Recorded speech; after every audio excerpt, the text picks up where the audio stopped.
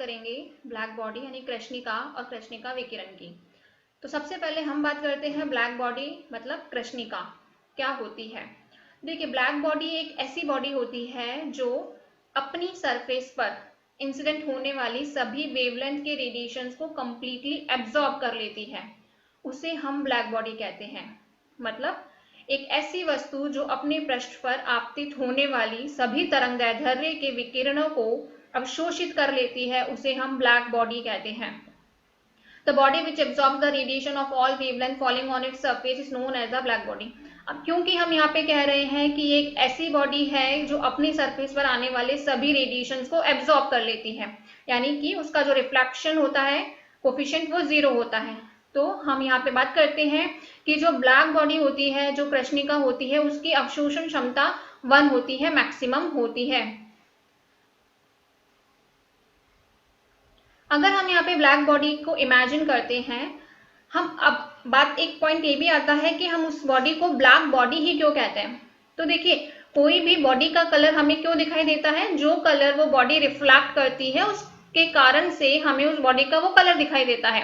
अब क्योंकि हमने यहाँ पे ये कहा है कि वो बॉडी अपने पर इंसिडेंट होने वाले सभी वेवलेंथ के रेडिएशंस को एब्जॉर्ब कर रही है, तो यानी कि वो कुछ भी रिफ्लेक्ट नहीं कर रही है, वो सारे रेडिएशंस को एब्जॉर्ब कर रही है।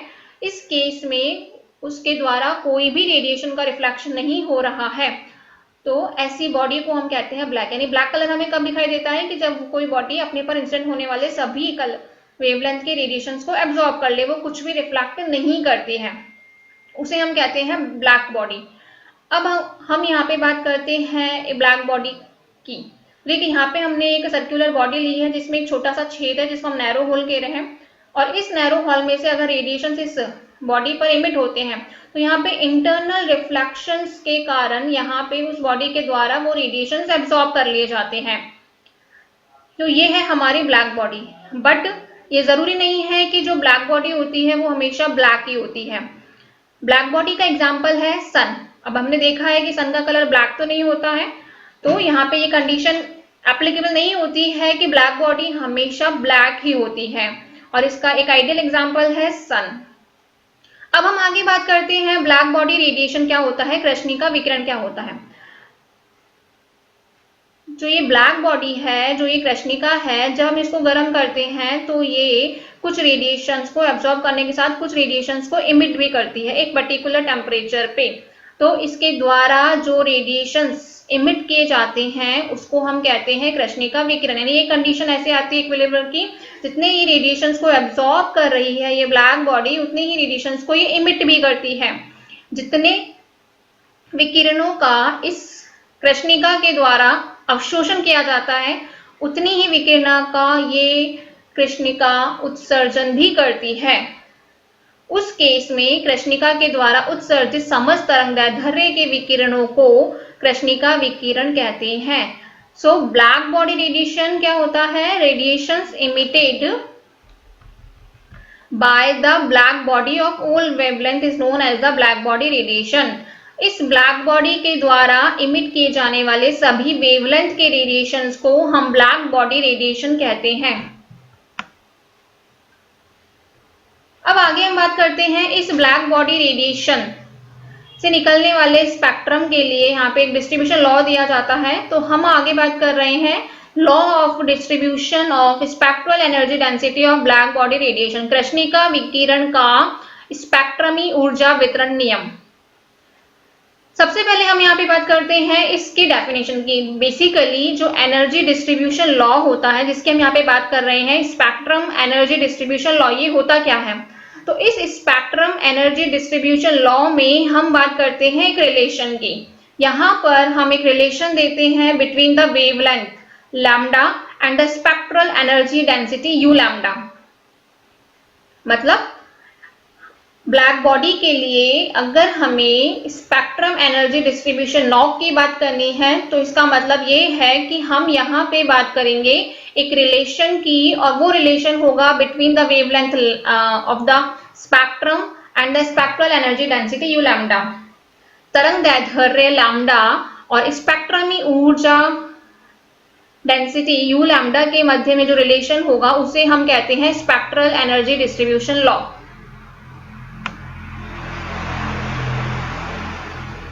साथ ही हम यहाँ पे आगे बात करते हैं स्पेक्ट्रल डिस्ट्रीब्यूशन लॉ, यानी स्पेक्ट्रम में वितरण वक्र क्या होता है। देखिए हम यहाँ पे बार बार बात कर रहे हैं स्पेक्ट्रल एनर्जी डिस्ट्रीब्यूशन लॉ के, स्पेक्ट्रम डिस्ट्रीब्यूशन कर्व की। तो बेसिकली ये स्पेक्ट्रम डिस्ट्रीब्यूशन कर्व है क्या। देखिए यहाँ पे अभी हमने बात की थी ब्लैक बॉडी की और ब्लैक बॉडी रेडिएशन की। तो ब्लैक बॉडी एक ऐसी बॉडी होती है जो अपने पर इंसिडेंट होने वाले सभी रेडिएशंस को कंप्लीटली एब्जॉर्ब कर लेती है। और ब्लैक बॉडी रेडिएशन क्या होते हैं कि जब एक कंडीशन ऐसे आती है जितने रेडिएशंस को वो एब्जॉर्ब कर रही है उतने ही रेडिएशंस को वो इमिट भी करती है, कि जितनी तरंगदैर्ध्य के विकिरणों का उस बॉडी के द्वारा अवशोषण किया जा रहा है उतने ही विकिरणों का वो उत्सर्जन भी करती है।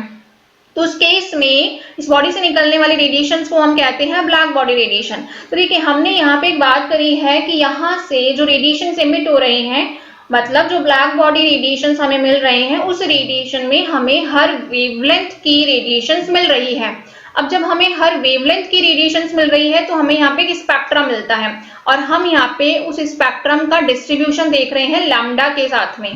तो देखिए हम यहाँ पे जो बात कर रहे हैं, अभी हमने बात की थी स्पेक्ट्रम एनर्जी डिस्ट्रीब्यूशन की, तो हमने बताया कि इसका मतलब क्या होता है। यहाँ पे हम बात करेंगे लैम्डा, जो अभी हमने बात करी है कि ब्लैक बॉडी रेडिएशन में हर वेवलेंथ की रेडिएशंस अवेलेबल होती है। हमने बताया है कि जो कृष्णिका विकिरण होती है उसमें हर तरंगदैर्ध्य के विकिरण उपलब्ध होते हैं। तो हम यहाँ पे बात करेंगे लैम्डा और यू लैम्डा के बीच में। स्पेक्ट्रल डिस्ट्रीब्यूशन कर्व क्या होता है, जिसे हम हिंदी में कहते हैं स्पेक्ट्रम में वितरण वक्र। तो basically spectral distribution curve is the graph between the I lambda and lambda, यानी कि किसी ब्लैक बॉडी से निकलने वाले रेडिएशंस की वेवलेंथ लैम्डा और उन रेडिएशंस की इंटेंसिटी के बीच में जो हम ग्राफ प्लॉट करते हैं उसे हम कहते हैं स्पेक्ट्रल डिस्ट्रीब्यूशन कर्व, यानी स्पेक्ट्रम में वितरण वक्र। लैम्डा और आई लैम्डा के बीच में खींचा गया graph is known as the spectral distribution curve. या फिर अगर हम ग्राफ प्लॉट करते हैं लैम्डा और ई लैम्डा के बीच में, that is the spectral emissive power, यानी कि लैम्डा यानी कि विकिरण की तरंगदैर्ध्य और ई लैम्डा जिसे हम हिंदी में कहते हैं स्पेक्ट्रम में उत्सर्जन क्षमता।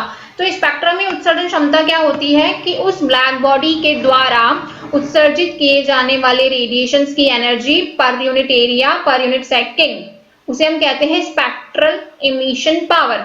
तो यहाँ पे अगर हम उसके बीच में ग्राफ प्लॉट करते हैं तो ई लैम्डा और लैम्डा के बीच में ग्राफ अगर हम प्लॉट करते हैं किसी ब्लैक बॉडी के लिए, that is called the spectral distribution curve.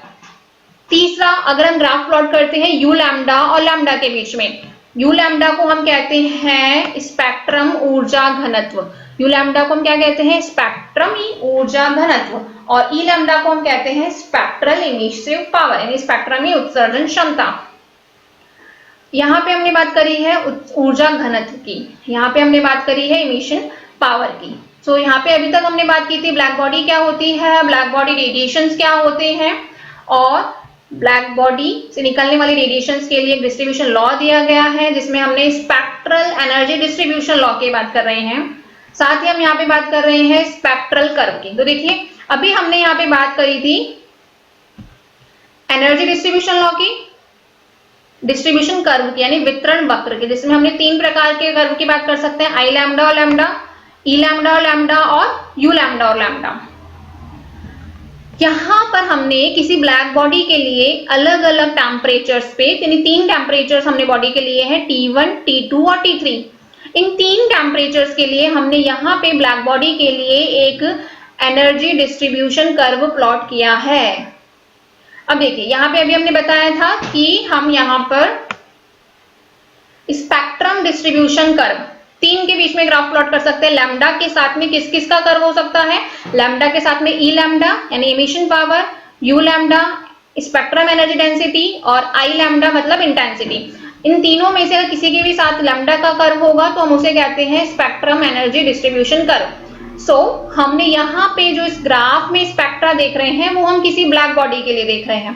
Black body की हमने बात कर ली है पहले, सो हम यहाँ पे इसकी ब्लैक बॉडी के लिए हमने स्पेक्ट्रम एनर्जी डिस्ट्रीब्यूशन कर्व की बात करी है, and that is the plotted between the E lambda और यू लैम्डा वर्सेस लैम्डा।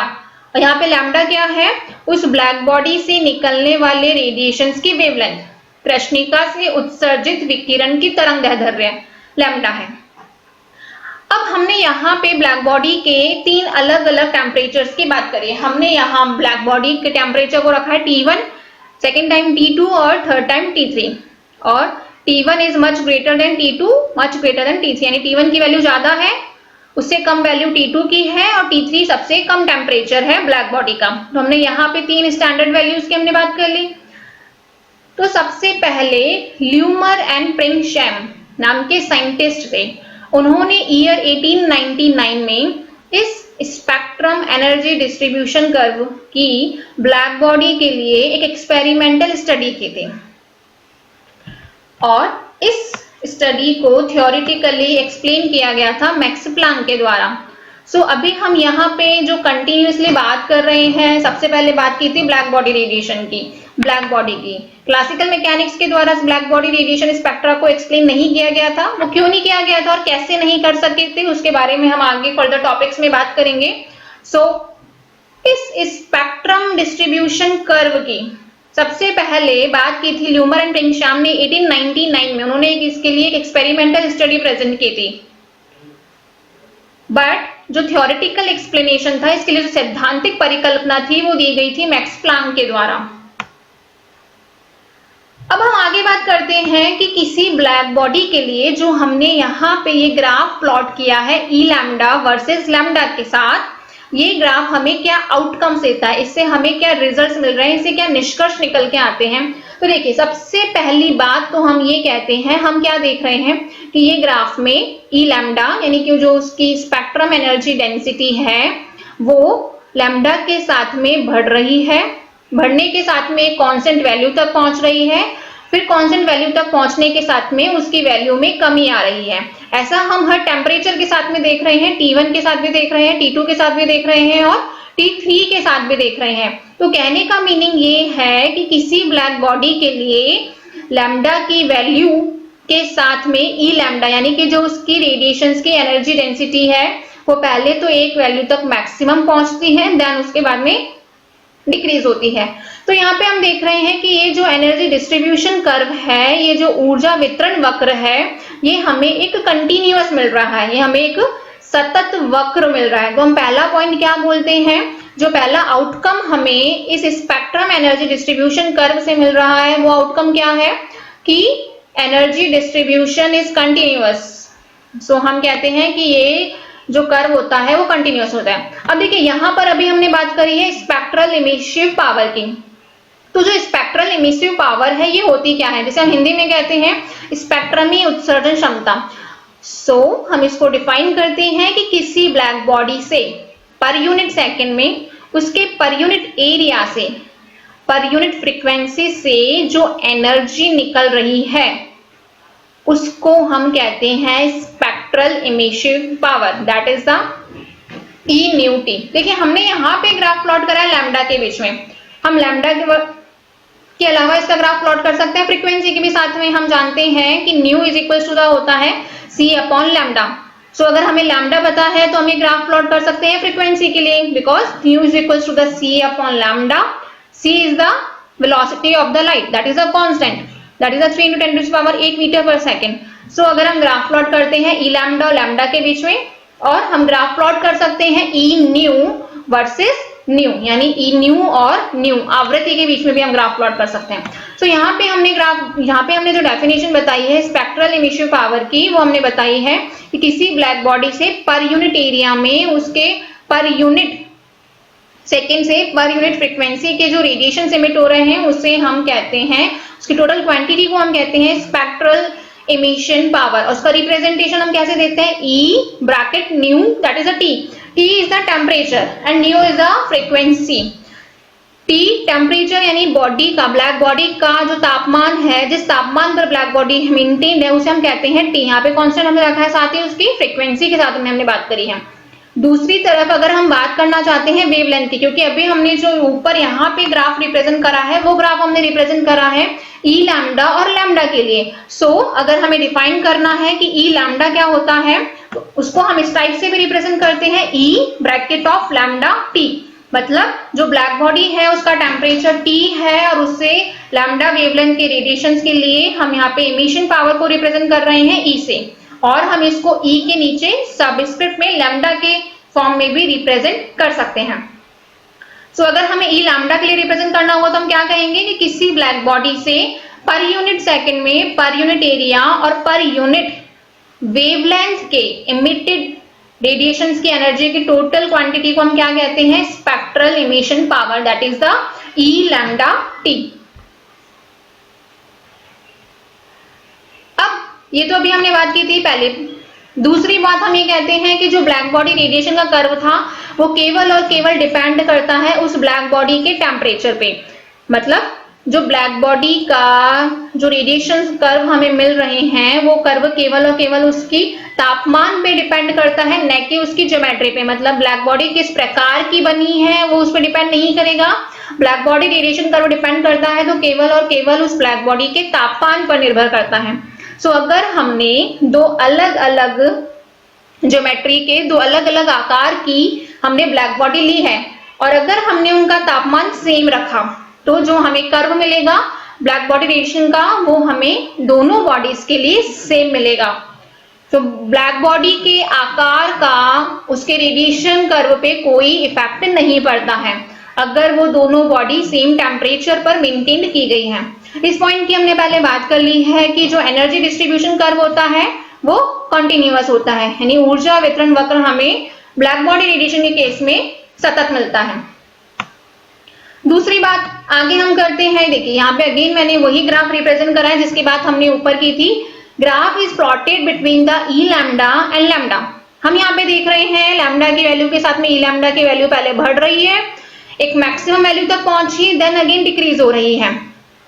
सो हम ये कह सकते हैं कि एनर्जी डिस्ट्रीब्यूशन कर्व में स्टार्टिंग कहां से हो रही है, ऑलमोस्ट लैम्डा बराबर 0 से, और कहां तक पहुंच रही है, एक वैल्यू पे मैक्सिमम पहुंच रही है, that is the lambda M.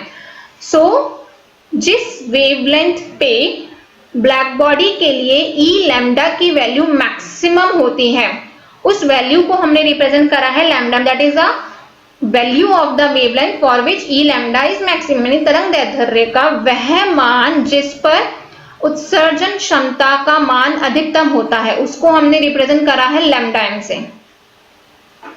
सो हमने देखा कि ई लैम्डा की वैल्यू पहले लैम्डा के साथ में लैम्डा एम वैल्यू तक तो बढ़ती है, फिर जैसे ही हम लैम्डा एम से आगे जाते हैं लैम्डा की वैल्यू के लिए तो इस ई लैम्डा की वैल्यू में कमी आती है और ये धीरे धीरे जाके 0 हो जाती है for higher values of the wavelength.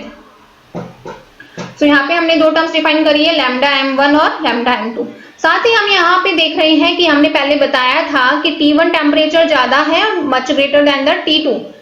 सो हम ये देख रहे हैं कि अगर ब्लैक बॉडी का टेम्परेचर ज्यादा है as compare to the another temperature तो उस केस में ई लैम्डा की वैल्यू ज्यादा होती है, मतलब ज्यादा टेम्परेचर के लिए बॉडी से ज्यादा इमिशन पावर होती है और अगर उस बॉडी का टेम्परेचर कम है तो उससे हमें कम इमिशन पावर मिलती है। सो ई लैम्डा की वैल्यू टेम्परेचर पर डिपेंड करती है, जितना ज्यादा बॉडी का टेम्परेचर होता है उतनी ज्यादा ई लैम्डा की वैल्यू होती है। सो हम ये कहते हैं आगे दूसरा आउटकम हम निकाल रहे हैं वो ये है कि अगर हमने बॉडी का टेम्परेचर इंक्रीज किया है सो ई लैम्डा की वैल्यू भी इंक्रीज होती है। सो हमने यहाँ पे कुछ पॉइंट्स की बात कर ली है। जैसा पहला तो हमने बताया है कि ये एनर्जी डिस्ट्रीब्यूशन कर्व कैसा होता है, कंटिन्यूअस होता है। दूसरा, लैम्डा की वैल्यू के साथ में ई लैम्डा की वैल्यू पहले इंक्रीज होती है, फिर मैक्सिमम पे पहुंचती है, फिर देन अगेन डिक्रीज होती है। और हर कर्व के लिए हमें एक ऐसी वैल्यू मिलती है लैम्डा की जिस पर ई लैम्डा की वैल्यू मैक्सिमम होती है और उसको नाम हमने क्या दिया है, लैम्डा एम। साथ ही हमने यह भी कहा है कि टेम्परेचर पर ई लैम्डा की वैल्यू डिपेंड करती है, जितना ज्यादा ब्लैक बॉडी का टेम्परेचर होगा उतनी ज्यादा ई लैम्डा की वैल्यू होती है।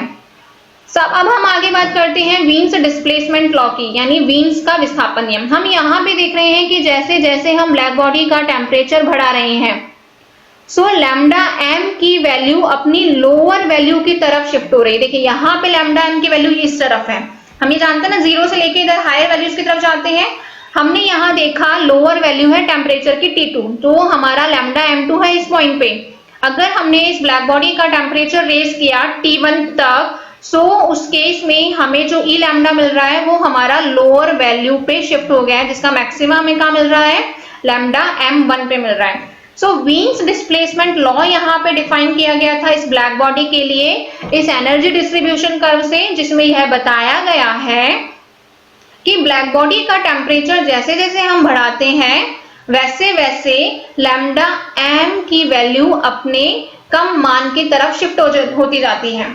सो हम यहाँ पे इसको डिफाइन करते हैं लैम्डा एम टी बराबर कांस्टेंट, यानी लैम्डा एम की वैल्यू जो है उस ब्लैक बॉडी के टेम्परेचर के इनवर्सली प्रोपोर्शनल होती है, जिसको हमने डिफाइन किया है that lambda M is inversely proportional to the T. T is the temperature of the body. यहाँ पर बी जो है एक वीन्स कांस्टेंट है, जिसकी वैल्यू होती है 2.898 इंटू 10⁻³ मिली केल्विन, जिसको डेवलप किया गया था 1893 ईयर में। साथ ही यहाँ पे एक लॉ और दिया जाता है that is the E lambda m, maximum emission power at lambda m. यहाँ पे ई लैम्डा एम, अभी तक देखिए हमने यहाँ पे कुछ टर्म्स डिफाइन की थी। लैम्डा एम वैल्यू कौन सी वैल्यू थी, जिस वैल्यू पे एनर्जी डेंसिटी की वैल्यू मैक्सिमम होती है, उसको हमने लैम्डा एम बोला है। अब हम यहाँ पे बात कर रहे हैं तीसरी टर्म की, that is the E lambda m. देखिए ई लैम्डा तो हम बात ही कर रहे थे, लैम्डा के आगे हमने यहाँ पे एक वर्ड और इंट्रोड्यूस किया है that is the M. M यहाँ रिप्रेजेंट कर रहा है मैक्सिमम के लिए। सो हम यहाँ पे ई लैम्डा एम को कैसे डिफाइन करेंगे, that is the maximum emission power. E lambda is the maximum emission power, अधिकतम उत्सर्जन क्षमता है ई लैम्डा एम। और वो कौन सी वेवलेंथ पर मिलती है हमें, लैम्डा एम पर। यहाँ पे हम देख सकते हैं ई लैम्डा की मैक्सिमम वैल्यू को हमने रिप्रेजेंट किससे किया है, देखिए ई लैम्डा की मैक्सिमम वैल्यू है ये वाली, इस वैल्यू को हमने रिप्रेजेंट किससे किया है, ई लैम्डा एम से। और ये वैल्यू हमें किस वेवलेंथ पे मिल रही है, लैम्डा M1 पे। सो हम कहते हैं E lambda M is the maximum emission power, और जो हमें मिल रहा है लैम्डा एम पे। तो हम ये कहते हैं कि ये जो ई लैम्डा एम की वैल्यू होती है ये ब्लैक बॉडी के टेम्परेचर की 5th पावर के डायरेक्टली प्रोपोर्शनल होती है। आगे हम बात करते हैं Stephen Boltzmann law. Stephen Boltzmann law ने इस ब्लैक बॉडी से निकलने वाले टोटल एनर्जी के लिए एक लॉ दिया, जिसमें उन्होंने बताया कि जो ब्लैक बॉडी से इमिटेड टोटल एनर्जी है that is equals to the, अगर हम ई लैम्डा टी का हम इंटीग्रेशन कर दे over the complete wavelength range, जैसे कि मैंने यहाँ पे बताया है, अभी हमने ई लैम्डा टी की बात की थी। अगर हमने इस ई लैम्डा टी का इंटीग्रेशन कर दिया है 0 से लेकर के इनफाइनाइट तक, यानी कि जितने हमें फुल वेवलेंथ के रेडिएशंस मिल रहे हैं उनकी वेवलेंथ के रिस्पेक्ट में अगर हमने ई लैम्डा टी का इंटीग्रेशन कर दिया है, तो वो हमें क्या देता है, इमिटेड टोटल एनर्जी। इसको हम डिफाइन कैसे करते हैं, that is the total energy of the radiations emitted per unit second per unit area, यानी किसी ब्लैक बॉडी से पर यूनिट सेकंड में उसके पर यूनिट एरिया से निकलने वाली जो टोटल एनर्जी है उसको हमने यहाँ पे रिप्रेजेंट किया है E से, और वो हमने रिप्रेजेंट किया है integral over the complete range of the wavelength. और कंप्लीट रेंज क्या होती है वेवलेंथ की, 0 से लेकर के इनफाइनाइट तक, और ई लैम्डा डी लैम्डा। जब हम इसको सॉल्व करते हैं इस इंटीग्रेशन को, तो हमें मिलता है that is equal to the sigma T raise to the power 4। Sigma यहाँ पर है बोल्ट्जमैन कांस्टेंट और टी है ब्लैक बॉडी का टेम्परेचर। सो यहाँ पर अभी हमने बात करी है स्टीफन बोल्ट्जमैन लॉ की। यहाँ हमने डिफाइन किया था ई लैम्डा एम के लिए, जहां पे हमने देखा था ब्लैक बॉडी के टेम्परेचर की 5th पावर के डायरेक्टली प्रोपोर्शनल होता है ई लैम्डा एम, और ई लैम्डा एम क्या था, maximum emission power at lambda m, यानी लैम्डा एम वैल्यू पे maximum value of E lambda. E lambda का जो अधिकतम मान है वो किसमें मिलता है, लैम्डा एम पे, that is the E lambda m. यहाँ स्टीफन बोल्ट्जमैन लॉ के लिए हमने यहाँ पे बात करी है टोटल एनर्जी की, और टोटल एनर्जी को हमने इस टाइप से रिप्रेजेंट करा है। Thank you.